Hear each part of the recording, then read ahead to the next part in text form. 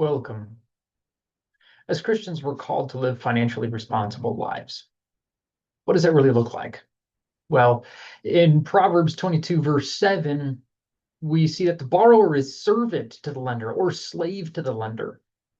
And in Romans 13:8, we are called to owe no one anything except to love one another. That's the ESV anyway. So we're called to live debt free, right? As Christians, our ideal is to live debt free. But what if we need to have debt? Well, Exodus, Leviticus, Deuteronomy, each of these books make references to lending money among Israelites. And when it makes these references, it's referring to lending to the poor. So we should recognize that as Christians, we should be borrowing money only when we are in need, right? We borrow money for needs, and only when we need to borrow that money. Good. So if we end up with debt, then we can return back to Romans 13:8 to also understand what to do at that point, right? So ideally, we don't have any debt, owe no one anything. That's the ESV. If we take a look at the NIV, it says, let no debt remain outstanding. So each of these interpretations really says the same thing, right? We don't want debt. Emphasizing different aspects. If we're not in debt, then ideally you don't take out that debt. Oh no on anything. But if you are in debt, then go ahead and pay it off, right? So that way you can be out of debt. That's the goal. Again, that's Romans 13:8 there. So ideally, we don't have debt. If we have needs that we need to borrow for, then it is acceptable for us to have debt. Now, what is a need? I'll leave that for you to decide for yourself or to have that conversation with someone else. That's not what we're interested in having today. Um,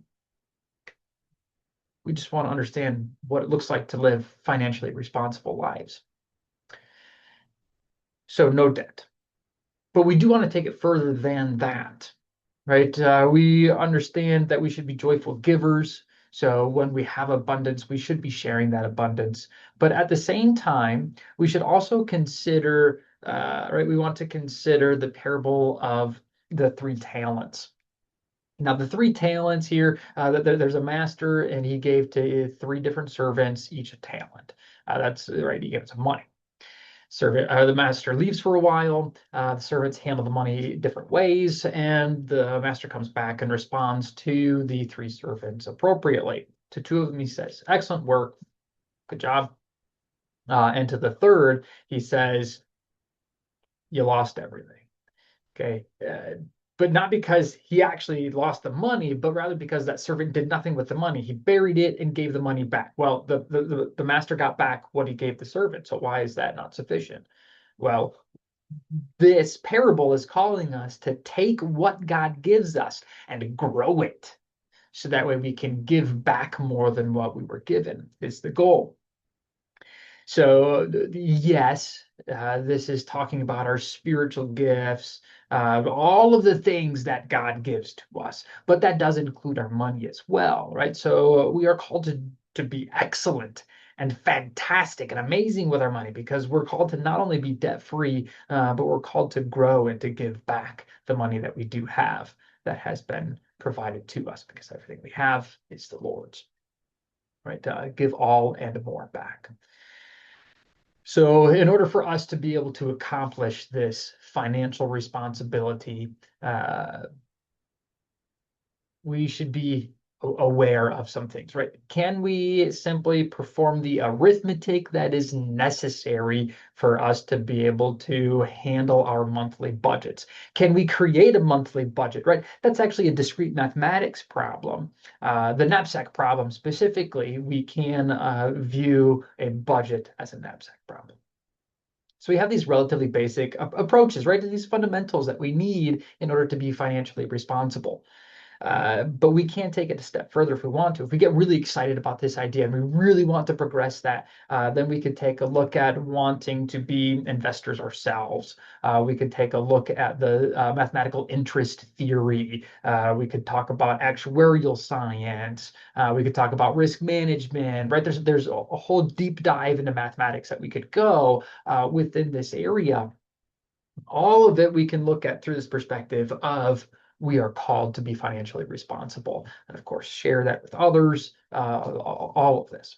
Uh, Maybe neither one of those is sufficient for you. Of course, you need to have that ability to balance and budget, but maybe you don't want to be that actuarial science person, mathematical interest theory, all of that. But what you should have, or what many of you will encounter, is the idea of, hey, what does it look like to borrow money?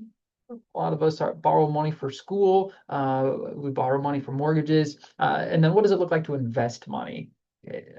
Because what we want to do is we want to retire someday and not work anymore. That'd be very nice. So we pay back our debts and we invest money.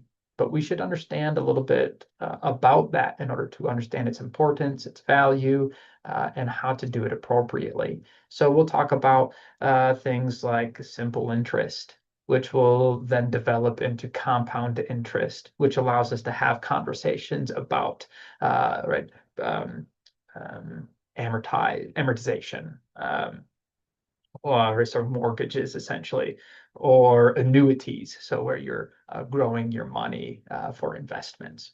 So we can have these conversations, right? Because somewhere in the middle, we can balance our budget, fantastic, and we can understand how to invest money and how to pay back our loans reasonably. And maybe if you're interested, you take it that step further. But that's where these things lie, right? This discussion on these mathematical ideas and principles, we can consider each of them through the idea that we are called as Christians to be financially responsible. Thank you for your time.